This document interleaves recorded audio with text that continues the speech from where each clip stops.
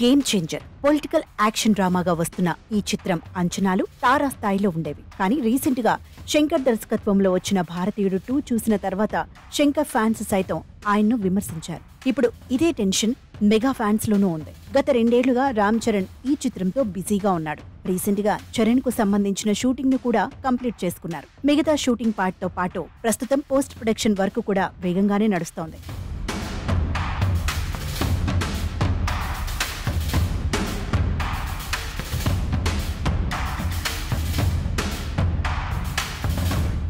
భారతీయుడు 2తో శంకర్ రేంజ్ కొంత తగ్గడంతో పాటు దాని ఎఫెక్ట్ గేమ్ చేంజర్ పై పడుతుందని అటు చిత్ర యూనిట్ తో పాటు ఇటు ఫ్యాన్స్ కూడా వర్రీ అవుతున్నారు. దీంతో దిల్ రాజు గేమ్ చేంజర్ కోసం సోషల్ మీడియా వేదికగా కొత్త వ్యూహాన్ని మొదలుపెట్టాడు. అన్ని అనుకున్నట్టుగా జరిగి ఉంటే ఈ సినిమా రిలీజ్ అయి చాలా కాలమే అయ్యేది. కానీ వరుసగా డిలే అవుతూ ఎట్టకేలకు ఈ ఏడాది క్రిస్మస్ కానుకగా ఈ చిత్రాన్ని ఎట్టి పరిస్థితుల్లో రిలీజ్ చేయాలని కాస్త గట్టిగానే సన్నాహాలు చేస్తున్నారు. అయితే గత కొంతకాలంగా గేమ్ చేంజర్ డిలే అయ్యే అవకాశాలున్నాయని వస్తున్న రూమర్స్ పై కూడా స్ట్రాంగ్ గా క్లారిటీ ఇచ్చేశారు. రిలీజ్ డేట్ లో ఎలాంటి చేంజ్ లేదని రీసెంట్ గా విజనరీ డైరెక్టర్ శంకర్ కో పుట్టినరోజు విషెస్ చెబుతూ మరోసారి క్రిస్మస్ కు రాబోతున్నట్టుగా మళ్లీ కన్ఫర్మ్ చేశాడు.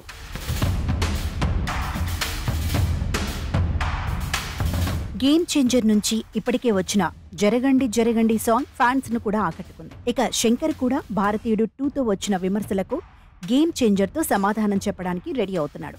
సంబంధించిన అంశాలకు మాస్ ఆడియన్స్, మెగా ఫ్యాన్స్ నుంచి మంచి రెస్పాన్స్ ఉంటుందని శంకర్ భావిస్తున్నారు.